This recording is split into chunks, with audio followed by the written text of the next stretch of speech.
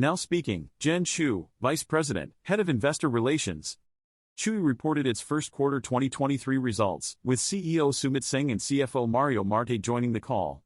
Results were posted to the Investor Relations section of Chewy's website. During the call, forward-looking statements were made about prospects, financial results, strategies and investments, industry trends, and responding to business risks. Such statements are subject to certain risks, uncertainties, and other factors described in the annual report on Form 10-K and other subsequent quarterly reports, which could cause actual results to differ materially from those contemplated by the forward-looking statements. Reported results should not be considered an indication of future performance.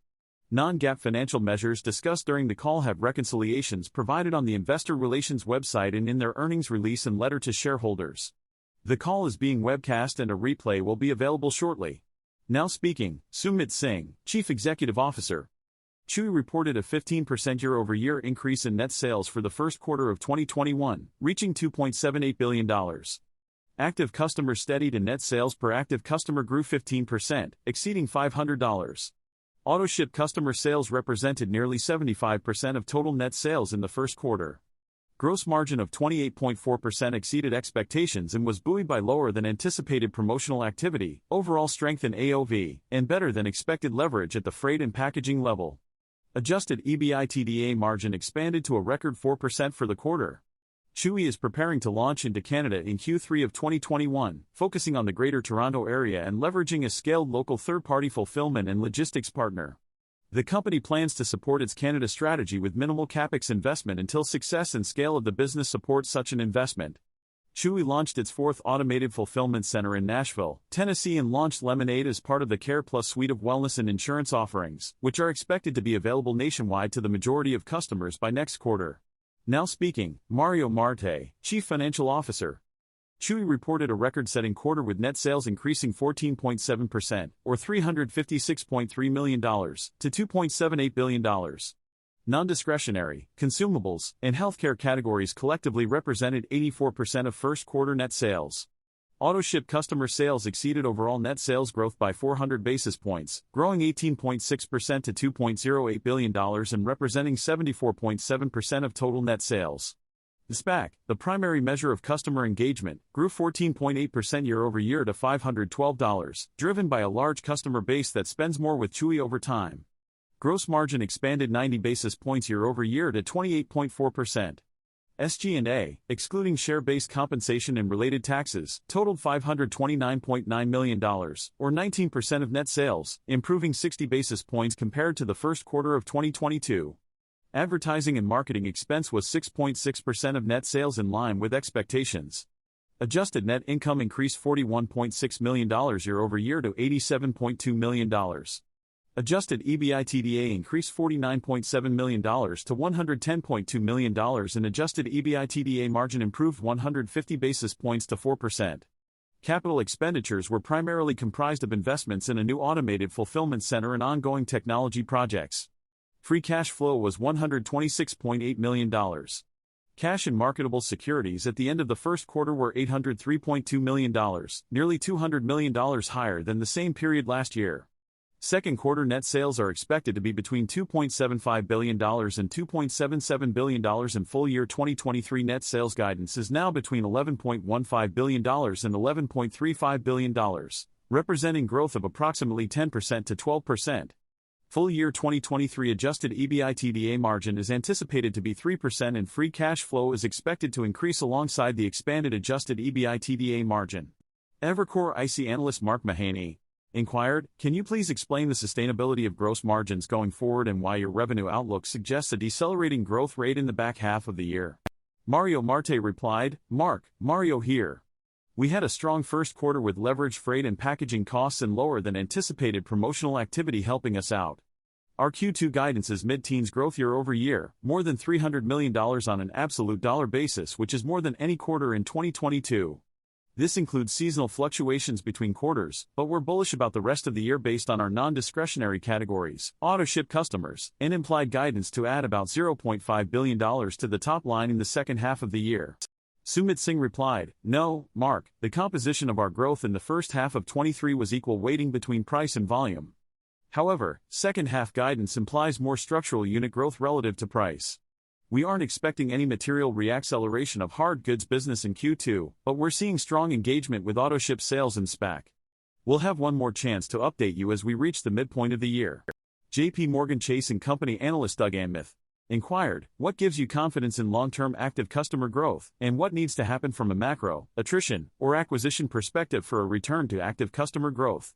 Sumit Singh replied, Doug, trends in our active customer line show modest growth, and gross adds are trending higher, particularly in consumables and health. We've observed a gradual waning of attrition in customer cohorts, which has resulted in a steadying customer base. This, combined with our strong marketing execution, in-stock items, pricing, delivery, and convenience, gives us confidence going into the second half of the year. Needham & Company analyst Anna Andreeva inquired, Mario, could you provide more insight into the incremental investments you mentioned and how they will affect expenses? Also, what has driven the improvement in hard goods, and can we expect further stabilization of this category through the year? Mario Marte replied, Hi Anna, thank you for your question. We expect to see 50 basis points to 75 basis points of growth investments in SG&A and marketing across the year, with the largest component being our Canada launch. In the first quarter, we saw 25 basis points, which means that investment will be more pronounced in the second quarter. We have been able to self-fund some of this investment, which is why we raised our EBITDA margin guidance from 2.75% to 2.5% to 3%. Specifically to the second quarter, we'll see international investment in the opening of our fourth automated fulfillment center in Nashville, resulting in small deleveraging in the quarter and following quarter. Regarding hard goods, you can expect to see improvement over the long term. Sumit Singh replied, Hi Anna, this is Sumit. We saw improvement in Q1 due to a favorable comparison of 22 to 21 and the effects in 23. We are not expecting any substantial reacceleration in our core hard goods categories such as crates, as pet household formation trends have yet to improve sequentially or year over year. Oppenheimer & Company analyst Rupesh Parikh inquired, could you tell us how Chewy's brand recognition is in Canada and how the competitive landscape compares to that of the US? Sumit Singh replied, Rupesh, we're encouraged by the market awareness of our brand in Canada and confident that our value proposition and commitment to service will be well received.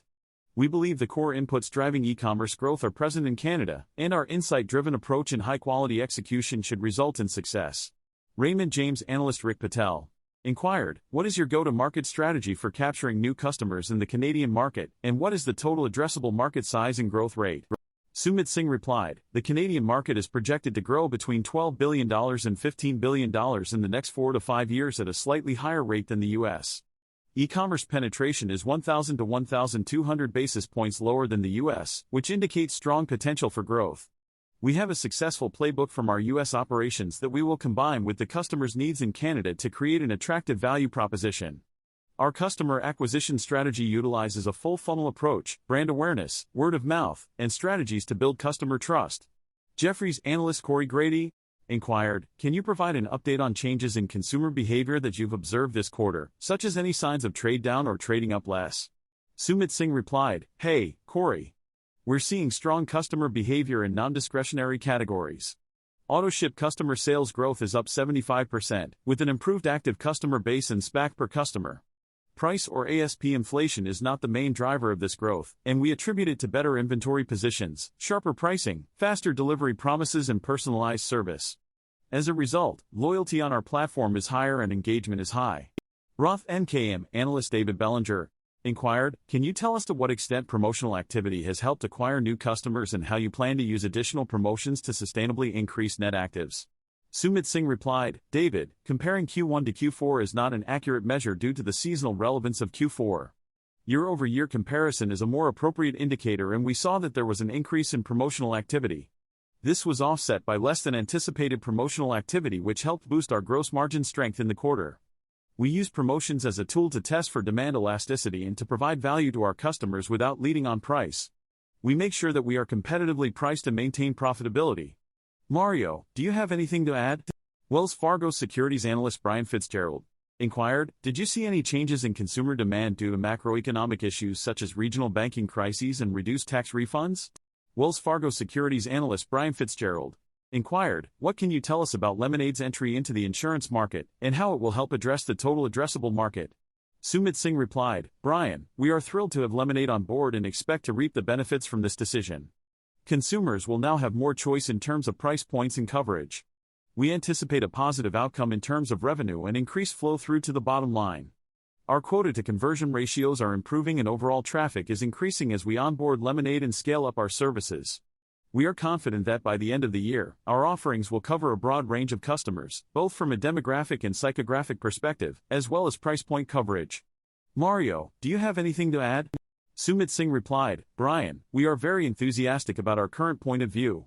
Wells Fargo Securities Analyst Brian Fitzgerald inquired, could you tell us more about the recent partnership with ABC Corporation and what impact that will have on the company's long-term growth strategy? Could you tell us more about the recent partnership with ABC Corporation and how it will affect the company's long-term growth strategy? Citi analyst Steven Zacconi inquired, Sumit, what do you think would happen to the pet category if consumer spending weakens? How do you believe your competitive positioning would be affected in terms of price and loyalty? Sumit Singh replied, would say, Steven, the results speak for themselves. The results are clear, our sales are strong in resilient categories such as consumables and health, our delivery convenience is improved year over year, click-to-deliver is 20% better, in-stock positions are at some of the lowest levels in 2 years, and auto-ship sales account for 75% of total sales. This combination of inputs has allowed us to fuel loyalty and optimize asset utilization across the company.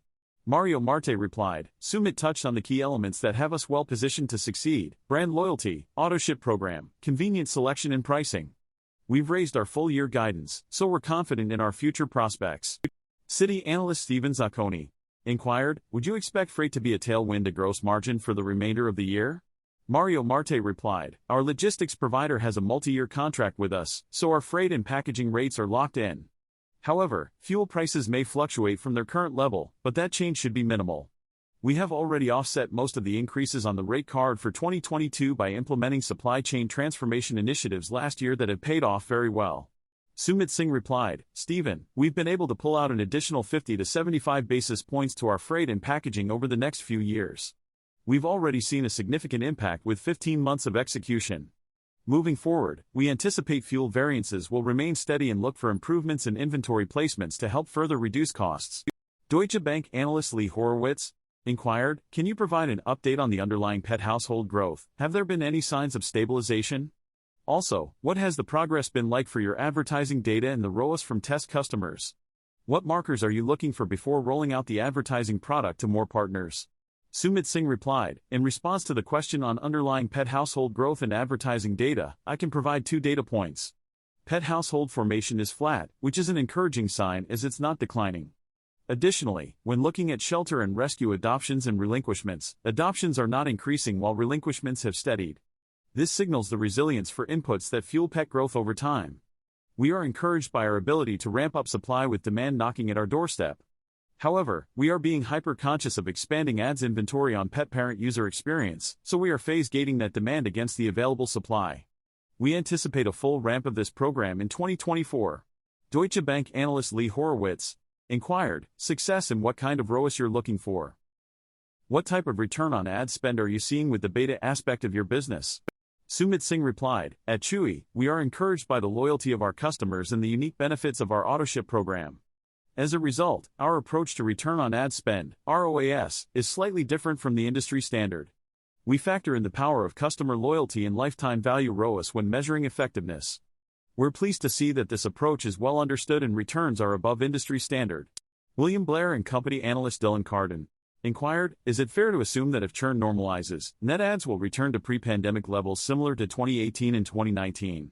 Mario Marte replied, hey, Dylan. It's Mario. Our gross ads are running ahead of pre-pandemic and last year this same quarter levels. I can't predict that we'll return to any specific levels yet, but we do expect second half growth in active customers this year. Mario Marte replied, we are pleased to report that our active customer base remained stable in the first quarter. This is a promising sign for the future of our business. William Blair & Company analyst Dylan Carden inquired, are we seeing a return to normalized levels of spend per customer? Is the hard goods component making it a noisy metric? Mario Marte replied, the NSPAC of 512 is a new record high for the company, increasing by 15% from the same period last year. This growth is driven by both increasing prices and customer loyalty. As customers stay with us longer, they spend more. We would have seen further growth in SPAC if we had increased sales in hard goods, but even without that, we're still seeing an increase. William Blair & Company analyst Dylan Carden inquired, can you provide an update on the autoship penetration rate? Have there been any quantifiable margin implications from increasing it by 5 percentage points over the last couple of years? Mario Marte replied, I can confirm that at the time of our last call, our autoship customer orders accounted for around 60% of our total orders. We are very pleased to see this number has since grown to approximately 75%. This is due to several factors, such as our ability to reduce friction and make the program easier for customers, the fact that no cost is associated with signing up for the program, and the increasing shift of sales towards healthcare and consumables due to a decrease in hard goods. We view the program positively and are not focused on hitting any specific percentages. Sumit Singh replied, the relationship between our supplier brands and our customers is mutually beneficial. Our program allows for greater choice for customers, which has led to an expansion of SKUs eligible for the program as well as a more productive site experience that encourages customers to build larger baskets and extract more value from them. This, combined with category growth in healthcare, amplifies the active customer growth and SPAC increase we're seeing year over year. William Blair & Company analyst Dylan Carden inquired, what role has healthcare played in expanding the company's market penetration? Sumit Singh replied, it's clear that our healthcare category is a great success. We run the largest e-commerce pharmacy in North America and are building on this strong base. Our customers enjoy the propositions we offer, such as recurring delivery and an engaged program with notifications. This has resulted in a healthy compliance rate compared to industry averages. It's a symbiotic relationship between ourselves and our suppliers that builds customer loyalty, creating a win-win situation for all. Mario Marte replied, our autoship program has seen great success as 95% of our consumables SKUs and 100% of our healthcare products are eligible for it. This has significantly increased our autoship customer sales over time as a percent of total sales. Barclays analyst Trevor Young inquired, could you please provide us with an update on orders shipped growth in the quarter and clarify whether there were any supplier rebates that drove 1Q results? Mario Marte replied, in response to the question, I can say that we removed the metric we were using to define orders from our 10Q because it was causing confusion. Unit growth accounted for 2/3 of our overall sales growth in the quarter, and we are seeing better shipping efficiency due to consolidating product into single boxes. We did not see any meaningful one-time supplier rebates in the first quarter and don't anticipate them until later in the year. Morgan Stanley analyst Lauren Schenk inquired, can you please provide an outlook on your customer growth expectations for the second half of the year? Is there a way to quantify the customer contribution from the launch in Canada? Mario Marte replied, we were pleased with the positive net add in the quarter and it was within our internal expectations.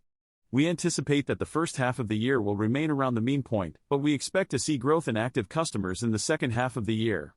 Our launch in Canada in the third quarter will not have a material impact on top line or active customers, but there will be an impact on EBITDA as we make the initial investments.